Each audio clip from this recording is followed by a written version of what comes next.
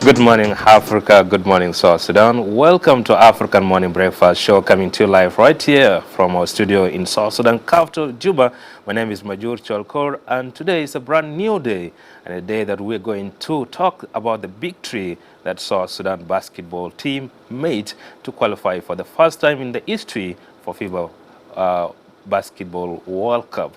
And right here in this edition of African Morning Breakfast Show, allow me to say it, I'm profoundly honored and exceedingly humbled to be joined by the great personalities in basketball. And this is none other than Kuany Kuany, the team captain of South Sudan basketball team, not forgetting Deng Acuoth, one of the best players of South Sudan basketball team. Gentlemen, allow me to say it, you're most welcome to SBC African Morning Breakfast Show. Good morning, and you're welcome. Good morning, Majura. Thank you so much. It's a pleasure and honor to be here. Yeah, good morning and thanks for having us. How do you guys feel being back to Juba after battling with different teams, especially Congolese, the Senegalese, and Egyptian? Yeah, it's been great to be able to come back home and celebrate with our fans. We wasn't really able to do that in Egypt, with our fans not being allowed in the stadium. But just coming back home and just seeing the love that everyone's showing us and the support, it's been amazing. No, it's overwhelming. Just being able to come in, land at the airport, and see the flags, everybody cheering loud. Just goes to show, this is the reason why we play. To be able to put the smile in faces and all these people, give them something to be happy and proud about. So overall, it's been great. We've been receiving so much messages of love and support, and it just makes us really, really happy and appreciated to be back home. When you landed at Juba International Airport, you were the first person to come out from the planes, waving with the South Sudan flag. How was it like to you? It was exhilarating. I mean, I just felt like a rush of energy. Just love. As soon as I started waving the flag, everybody just, rose up in cheers, excitement, and everybody started doing the, South Sudanese cheers, chanting. It's a moment that I'll always remember for the rest of my life. It's a once in a lifetime moment to be able to come down waving your country flag and knowing that you have the support of your people right there cheering you on. It was a moment that I'll never forget. I was just happy to be able to do that. Okay. Before we go to talk about the victory that you guys made South Sudanese to be proud, I want to go individually and find out how you have that courage from your childhood time to become a footballer, a basketballer, yeah. And I can start with Deng. What gives you that courage from your childhood time after then? How did you discover yourself being a basketball? For me, it was kind of late, coming into basketball. Growing up in Australia, I was playing, football. That's what I was following. And then when I was like around 16, that's when I got really tall, and everyone was telling me play basketball, and I was like, okay, maybe I should give it a try. And since then, I've just stuck with it. Now, if you try to compare the football that you used to play and now the basketball, which one is better for you now? I'll say basketball for sure. Very, very different games, but yeah, I'll say basketball. Okay, thank you so much. Kuany, yes. How did you discover the talent? Yeah. No, just like Deng, upon moving to Australia, I started playing football, started playing Australian football. Is a different sport than basketball. For us, it was a way for basketball. We had a basketball court near by the park, and it was a way for everybody to come together after school. All my friends and family would go there, and it was just, it was always a great time. On the weekends, we'd go play there, and I think that's when I fell in love with the game. It was a way to just keep you away from everything else that was going on and just be able to be around your friends and family. So that's where I started. My love for the game came in. So basically, from your personal opinions, yes. What do you say about what you like about basketball? Yeah. For me personally, I just say so far, I said just basketball has given me just so much opportunities in terms of not being able to just travel the world, play different countries, but also able to get a free education, graduate, and then also just be a role model for the younger generation. I think basketball teaches you a lot of things, a lot of life needed skills, like productivity, obviously, just things like being on time, planning, goal setting. These are all qualities that you need for later on in life, whether you're working in different sectors, different fields. And so, for me, I'd say that's the best thing about basketball. It really shapes you into being, a person that can be successful not just in sport, but outside of sports as well. So when you decided to start playing for South Sudan basketball, Yes. how was the decision? I think at that time for me, I was just playing in the NBL in Australia, and just like Deng and most some other guys on the team who have played for Australia, at that time we didn't have a South Sudan team, and so for some of us, our goal was to make it to the top level. We had to come through playing juniors for Australia, and by making it to the Australian national team, that means you have a lot more opportunities, and so for me, my goal was to always come in and play for the Australian team one day if the opportunity comes. But then in December 2019, when Kuany Deng took over the federation, I got a message from him saying that I've taken over the federation. This is what we have planned. This is what we want to do, and bring South Sudan basketball up. At the time, I was like thinking about it, and then I'm like, this is a no-brainer. I don't even know why I should think about this. Like, we have an opportunity here to create something that's ours, and I felt like there's nothing that I could have done by playing for Australia that they haven't done before. They went to the Olympics, to the World Cup. They're like top 5 in the world. So I was like, I'll have a bigger impact by going back home and playing for South Sudan. And so that's pretty much when I decided. Yeah. Thank you so much, Deng. Being out of South Sudan and raised from where you were raised, and taking a decision to play for your home team, basketball team, Bright Star. How was it like to you to take a decision to play for your own country? Yeah, for me, it was very simple, easy decision. Once I received that call from Luo in about, say, August 2020, during the COVID pandemic, yeah, it was a very easy decision. I didn't have to think twice about it. I've always wanted to represent, South Sudan, and when the opportunity came, it was very easy for me. Okay, now let's talk about the game that you guys played to make South Sudan qualify for the first time. We can start with the Senegalese team that play with you, and the Congolese. How was it like? Yeah, just with Senegal, they've beaten us twice before, so going into that game, we really wanted to beat them, and we wanted to qualify with beating them. They are very similar to us, they look like us, they're tall like us, athletic like us, so it's always fun to play them because they're very similar with us, and yeah, just we really wanted to qualify with our first game. We didn't want to wait until the second game or maybe the third game. Like, we wanted to get it done by that first game, and seal our spot in the World Cup. Okay, you can add something, Kuany, Yes. about the game that you play with Senegal, and to be honest, South Sudan game with Egypt was one of the most watched game right here in Juba, and I don't know why, but tell us, how was it like playing with them? Yes. No, first of all, our goal and mindset going into any tournament is to go in and win every single game. And so, like Deng said, the goal was to qualify with that first game against Senegal. And it would mean so much more knowing that Senegal already beat us twice. They're one of the best teams in Africa. And we knew that it wasn't going to be an easy win. So by us securing that win, we knew that it was going to mean, so much more. And then the game against Egypt, obviously South Sudan and Egypt have a history. There's a lot of South Sudanese living there. And it's unfortunate that from a lot of them, the experiences that I've heard there is, not really good.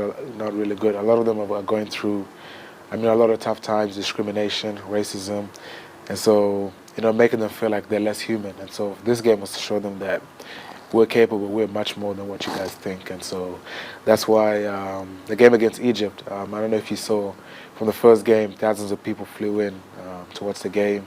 My own dad included, flew in from Australia. Kurquats, he had over 20 family members flying from USA, Khartoum, and they were all denied entry. And this was only something that we found out before the game. And so for us, that game was really like, okay, like this is how you're going to treat us. You're going to tell us this the day before the game, knowing that everybody's flew in.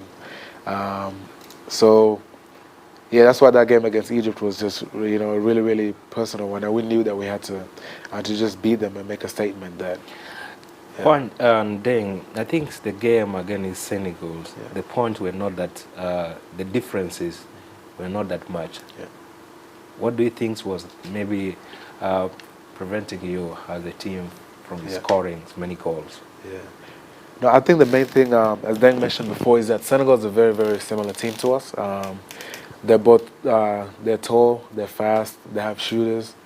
And they're a team that have been here before. They were in the previous World Cup, and they were always one of the best teams in Africa. And so for us to make that next step and be one of the best teams in Africa, we have to go through teams like Senegal, Nigeria, Ivory Coast, Angola, and so that's why it was hard. Every time we play against a team like Senegal, we know it's always going to be a close game that's going to go down to the wire. So that's the main reason. Okay, let me come back to Deng. Deng, there is hope that you can tell South Sudanese who are fans of basketball that this victory for South Sudan basketball team to qualify for FIBA for the first time, that there is also a hope for you guys to bring trophy home? Yeah, I mean, we're not just going to the World Cup, to be a number. We're going there to compete, and I think we're gonna, surprise a lot of teams that think, we're just gonna be easy beat, or a team that's, that's gonna be an easy team to play, which is not the case. We're gonna play hard. Every game we're gonna play is gonna be competitive, and the goal is definitely to win. Like, we're going there to win. We're not just going there to be another number. Okay, Kuany, you are the team captain of South Sudan basketball team, and there has been a report that the club you played for, terminated your contract because of playing for the national basketball team. First, when you heard about the news of the termination of your contract, how was you feeling? When I heard about it, to be honest, at that time we had already qualified. We had just seen, all the fans in Egypt, everyone celebrating, people coming to the hotel, receiving phone calls and everything, from people in Juba, everywhere around the world. So when I heard it, I was like me getting fired and everything that we've done for South Sudan, it does not compare at all. Like, I would do this any day to make our people happy, give them something to be happy and proud about. So for me, that contract didn't mean anything compared to, what those wins meant for South Sudan. So I didn't really bother about it, and if I could go back in time, I'd do the same thing. So. Comparing the money you get from your club and playing for South Sudan, which is what? No. Playing for South Sudan is literally, I don't think you could, any money can come close to, the feeling we get whenever we put on that jersey, the feeling we get when we're singing the national anthem, and the feeling we get, obviously, win or lose, the love and support that we get from our fans here back home. There's no amount of money that can pay for that. So at the end of the day, what we do here, what we're trying to do for South Sudan, and the backing we have is literally nothing, literally no amount of money can pay for that. So even if your contract is terminated, you will not regret playing for South Sudan? Never, never, never. Even if my last game was to going down that, playing for South Sudan, helping us qualify or win another game, I'd do that. Thank you so much, Kuany Deng, for making it this discussion colorful, and we will come back to you shortly. And dear viewer, thank you so much for following African Morning Breakfast Show right here. We're talking about the victory for the first time for South Sudan basketball team to make South Sudan qualify for FIBA World Cup 2023 for the first time in the history. Let's have a break. We'll be right back shortly.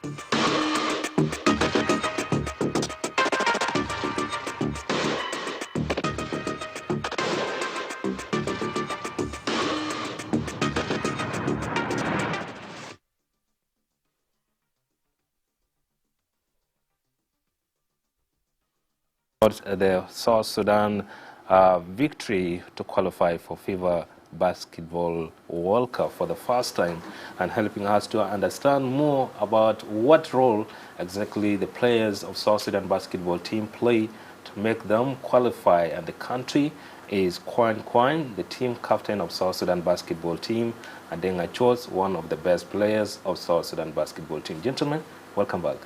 Thank you. We want to find out from you exactly, to qualify is not easy. Yes, you can play, but what were the efforts put in place either by the president of South Sudan basketball team under its leadership, and also the support from other South Sudanese, and what you guys did as players to have that energy to play your best and qualify? So then, what do you think make team perform well?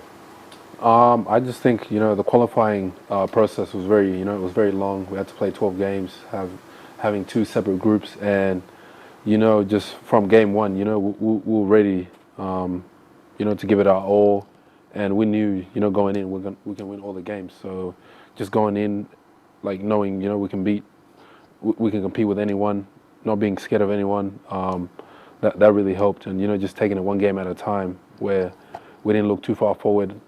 We just took it, one game at a time. Okay. Kuany? For me, I think it's the preparation by the coaches. We have great coaches who have great experience. They've all played at high levels.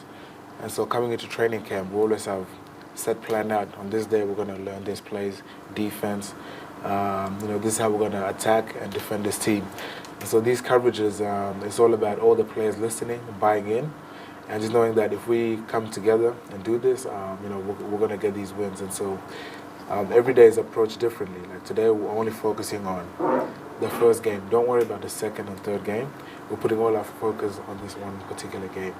And so that's literally what has been, our goal, driving force the whole time. Just coming in and knowing that we're not worried about anything else outside today. It's just focusing on this game and doing everything we have to do. And the other driving force, like you said, is our fans. Everywhere we go, like they're literally what push us over the edge over the other teams. And so I'd say those are the main things that have helped us so far. I think it's about 5 months or 4 months right now to the month of World Cup to be played. So 4 month preparations is needed from you as South Sudan basketball team. Yeah. What are the things that you think could still be put in place to make you perform better? Yeah. For us right now, I think we need a long training camp. I think around a month at a particular destination. For a lot of the players, it's going to be some time away from home, some time away from the respective clubs, I think for us, for some players to be able to obviously be there the right way, there's a lot of factors that a lot of players need. Obviously, things like funding, not just for us, but for coaches, the staff as well. Unfortunately, we're one of the teams that I think, obviously, I'd say worldwide, some of the players that are yet to get paid because funding is not there. The staff, a lot of our staff, coaches, media, things like finance secretary, vice presidents, unfortunately, a lot of them are all voluntary. They don't get paid, and I think something like going to the World Cup, I'm sure that if funding was provided, and for all these people that are there for 1 month at a time, not having to worry about, things like family back home, this needs and that needs, I'm sure that would make sure that everybody's on the right page mentally, and, just being there physically, knowing that, okay, like, we're doing this for our country, and at the same time, our country's looking after us and our families, and I think that's something that will really go a long way in boosting, everyone at that training camp, because it's a long process, and at that time, you're not at your respective clubs, you're not at work, and at that time, like, you're necessarily not getting paid for 1 to 2 months, and so I think that's something that would really go a long way. I think there is a lot needed to be done for national basketball team to perform better in World Cup, and it's 4 months time to go. Then, what do you say? Yeah, just like Kuany said, a lot of us, not getting paid, the players, the coaches, the staff, and just, having a month of training camp is, it's really going to help the team. Just being together, bonding together, building chemistry, which is, is which I think is needed. And I think just, like the funding is critical, but there's other aspects of just just trying to get some of the guys in the NBA to come help us, which I think is what we need to do. We're going to a bigger stage. We're going to need more talent, more experienced guys, which I think will really help. So then, do you think like playing for national basketball team and with the challenges of having no good paid make you like one day say, I feel like not to play for this team again? To be honest, with me, it's that's never really crossed my mind saying, oh, if like we're not getting paid, but that doesn't really make us say, oh, we're not gonna we're not gonna play it. Like, I'll always if selected, I always play for South Sudan. Like for me, it's not about the money, but I feel like just being one of the only teams, national teams in the world that doesn't really get the funding and get the support from our government to say it's all these other countries they get paid. So how do you feel having the little the little money that you guys get maybe to facilitate yourself, maybe for accommodation, just for that lifestyle, for that living, for that short time for you to go and play? Does it convene you to continue having that courage that you at least supported?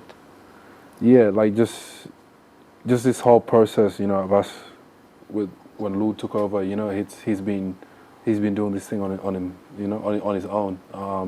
Just him paying out of his own pocket, which is, I don't think anyone else in the world does that for the national team, just paying out of their own pocket and, not really expecting anything back from it. So for us, just, to be selected it's always an honor. Like we don't really think about, oh, okay, we need to get this, we need to get that. Just, being able to, get selected and always, have an opportunity to put on the jersey is always an honor for us. So then you guys are playing on behalf of thousands of South Sudanese representing the nation. And whatever thing you do, it's a success to the people of South Sudan and to the government of South Sudan. When there is challenges related to finances, what do you think the government should do, starting from the presidency, on how they can support you guys? I think just for the government, they need to, give Luo a hand, with funding in some areas, with flights, accommodation, just a little stuff, which is it's hard for one person to just keep paying for that. And I feel like just like the work we're doing is being recognized worldwide, and I think it's definitely time for the government to step in and give Luo a hand in taking care of some of those things. Okay, thank you. I will come back to you. Kuany, I was following a lot of information from different websites, from social media, and South Sudanese were really appraising the efforts made by South Sudan basketball team, saying the only team that is making South Sudanese to be proud is basketball team, which is true, and making South Sudanese to be united. So in terms of unity and peaceful coexistence of South Sudanese, what do you tell young people outside there who sometimes maybe have negative and positive perception about how South Sudanese are being perceived, being tribalistic, being corrupt people, being people who fight each other? What do you say? Firstly, what I like to say to that is just that, that's unfortunately that's what our country is known for. But one thing I definitely like to say, just have a look at the basketball team.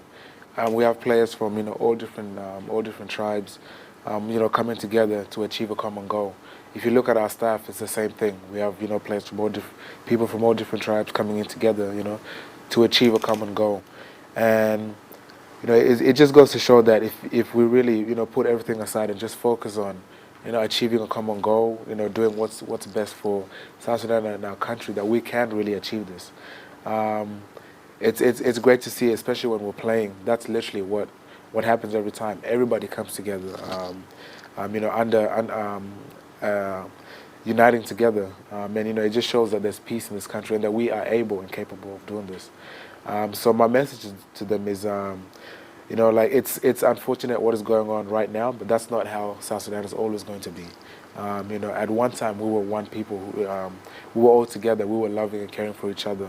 That's the reason why we fought the longest civil war in Africa, because we believe that we can live in peaceful coexistence. It's unfortunate, these first few years of our country, have exploded into turmoil, conflict, tribalism, but it's just a matter of just staying optimistic and hoping that things will change in time. The younger generation, right now, and our leaders too, they're seeing that sports is a driving tool that's bringing people together, and by investing in that more, not just basketball, as you said, but football is coming up as well. Athletics, we're doing well. Even players that are representing other countries, they're able to bring all of this together. And so my message to them is, just continue to put all of that differences aside and just see everybody as your brother and your sisters, and just love each other, as we're supposed to. Yes, all the times you go for camping outside South Sudan. Yes. And that tale maybe in terms of infrastructural developments in South Sudan may not be favoring you to do your camping within the country. Yeah. So what do you think the government and the Ministry of Sport and the people of South Sudan should do to making sure that there is improvement on infrastructural development for basketball and other sporting activities in the country? Yes. No, the need for infrastructures is definitely a #1 priority. It's great to see all these national stadiums in all different countries, but as the #1 seed, that qualifying for the World Cup in Africa as the #1 seed, if we had infrastructure here, the incident that happened in Egypt would not have happened. All the fans that traveled to watch these games, if we had our own basketball stadium here, all those people would have been able to come in and watch the game. No one would have been denied any of that. And these are some of the reasons why it's so important for us to have infrastructure, to host games in South Sudan, to host our training camp here. That would mean so much, not only for us, but to have like the younger generation coming in and watching us, to have coaches that live locally here in Juba to come in and see, okay, this is how the national team prepares. This is the level that they're at. We're going to take this and bring it back here and develop basketball in all different states here. And by doing that, it's going to lift up the level of basketball in South Sudan. So in terms of basketball courts, infrastructure, that's a really, really big priority. And I hope that in the next few years we can host some home games here. Thank you so much, Kuany. And Deng, we're to one of these discussions in short while. And let me come to you, Deng, and find out exactly you becomes a role model and aspiring players to other young people joining the basketball in the country. So what courage, despite the challenges that you people are going through, I believe now people will start looking at their height outside there. A young person will see if he's tall, you said, okay, you're fit for basketball. And then to have that courage needs some word from you guys. So what can you tell young people who are trying to adapt to the basketball skills? I think just a message to the young generation is, we have all the gifts, and anyone can have to play basketball, but, with that you need hard work, you need to, train and work out and practice your craft. Like, just having height is not going to be enough. And I think, just for the young generation here in South Sudan is, they like Kuany said, we definitely need infrastructure, having our own stadium, which is like for all of us, it'll be a big dream to host Afro Basket or a window of World Cup qualifiers here in Juba, and just having the next generation just being able to watch us, and because like it's hard for them to see just watching us on TV, but for them to be able to see us in person, training, being able to learn from us, we can mentor them, that'll be a big thing. But yeah, just for them, just work hard, and I know the infrastructure is not there right now, but just make do with with what's here right now, and just keep working hard. So apart from motivational speeches, maybe after you stop maybe playing basketball later, what are your plans for young people, personally? Yeah, just I think after I'm done, I'm looking, going to maybe coaching and giving back to the younger generation and the upcoming kids. Just give them my knowledge that I've got out throughout my career, and just try to guide them. That's something I want to do once I'm done playing. Then we know that there must be people behind you when you discover your talent, and we know that most of the time the family setup that people come out, people have a lot of different traits, from maybe your mom, your dad, your sibling, your relative. So other young South Sudanese now who try to adapt to the basketball also may have negative side from their relative. So what was that negative or positive side from your relative that keep you motivated to pursue your excellence? I think just early on, just like when I started basketball, I didn't really think, okay, maybe this can become a career. It was always with my family. It's always education first. Follow, go to school, study, get a degree. But I think with basketball, it's like having college in the United States, where you can play basketball and study at the same time, which is it's really good. You can get a free education while playing basketball. So I think just for relatives of these young kids, like don't discourage them to follow basketball and put all the efforts into basketball, because you can play basketball and study at the same time. So just that was a big thing for me. Thank you so much, Kuany. Just to wind up with you, you are one of the players in South Sudan basketball team that South Sudanese are proud, and given your also title being the captain, that means you have a lot of responsibilities, how you motivate the players, how you talk to them. Now, what could be your advice to the young people on how they should take the basketball seriously in the country, and after maybe playing for the team, what are you looking to do back to your country? Absolutely. My advice to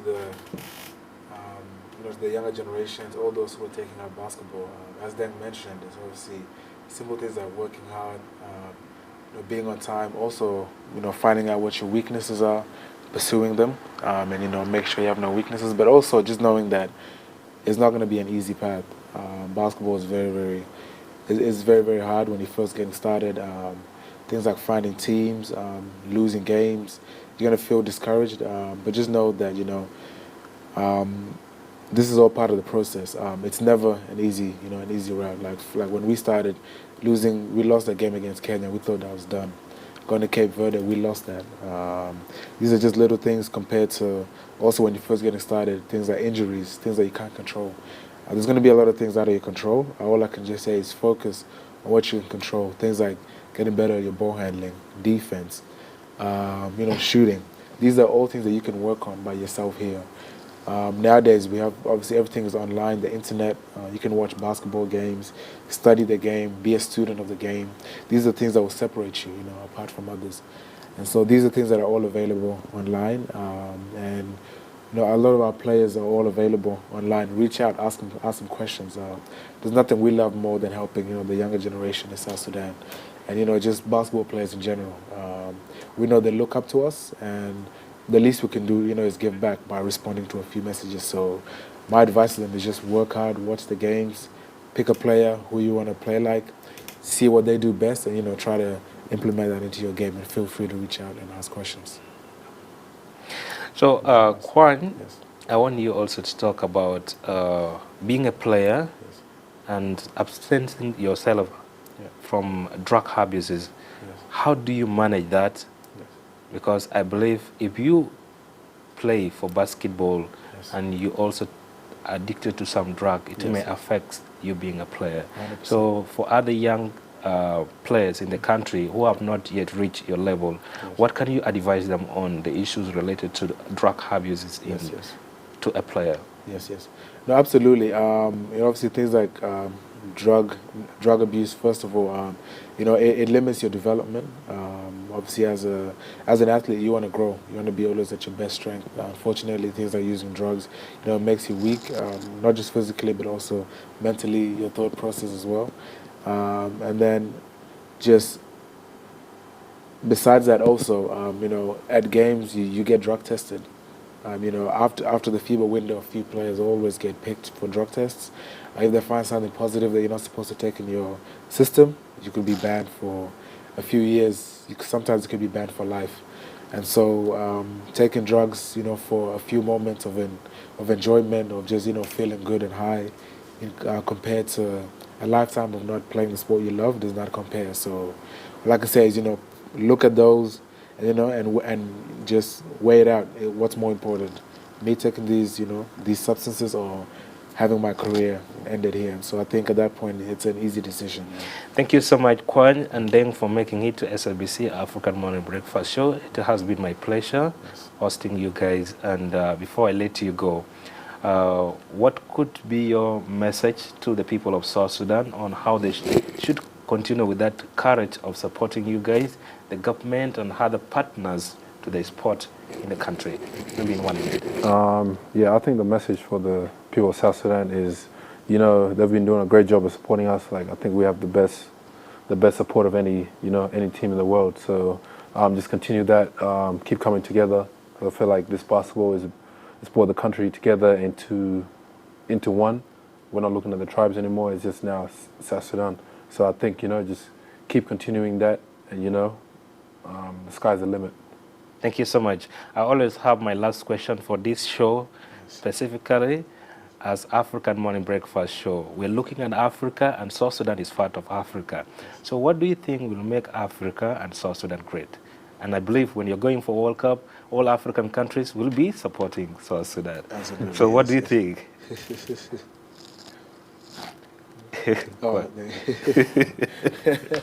No, I think obviously what will make South Sudan and Africa great is investing, in our young people. We have so much to offer, not just in sports, but in every field. By doing so, we can, uplift Africa and develop Africa into, what we all know we're capable of. Unfortunately, we have so many people going outside, in different countries, in the diaspora, to pursue their goals, aspirations. But if we could develop our country, have great sporting leagues here, it would be great. Have great, departments in pretty much every sector. It would be great. We have African players playing in the top leagues in the world, obviously because we don't have leagues here in Africa. So by developing and doing that, we could be, one of the best continents out there. We have the potential for that. So invest in young people. Thank you so much, Kuany. Do you have a message to the people of South Sudan, government, and other sport partners? Yes. No, absolutely. For South Sudan, as Deng said before, we literally have the best fans in the world. Everywhere we travel, all the other teams see that. Everywhere we go, online, our games have the most views on YouTube every single time, the most comments, every single time. And that just goes to show that we have the whole nation supporter behind us. And for the government, we would love for all of you, to back us fully. All the partners as well, businesses and everything. We would love for all of you to be behind us. The level we've reached now, being the #1 team in Africa, going to the World Cup in our first attempt, just goes to show that we have so much more to offer. And by doing this, it's going to bring so much more investment into the country, a lot more opportunities for everybody involved. So continue to invest in us. And we'll continue to do a lot more for the country. And that's pretty much my message. Thank you so much, Deng and Kuany, for making it to SLBC once again. And we wish you good luck. Absolutely. We wish you good health and good performance. We need to come back and celebrate hosting you again and share with us, the people of South Sudan, about what made you to bring the trophy home. This is what we're looking up to in the next 4 months' time to come. Thank you so much for making it. Thanks for having us. Thank you. Thank you, Majur. It's been a pleasure. Thank you. And to our viewer, thank you so much for following African Morning Breakfast show right here. We have been talking about the victory for South Sudan basketball team for the first time in the history to qualify for FIBA World Cup 2023. For me, Majur Cholkor, and the technical team, we do say thank you so much for accompanying us and have a lovely time as you enjoy the rest of the program right here on SABC.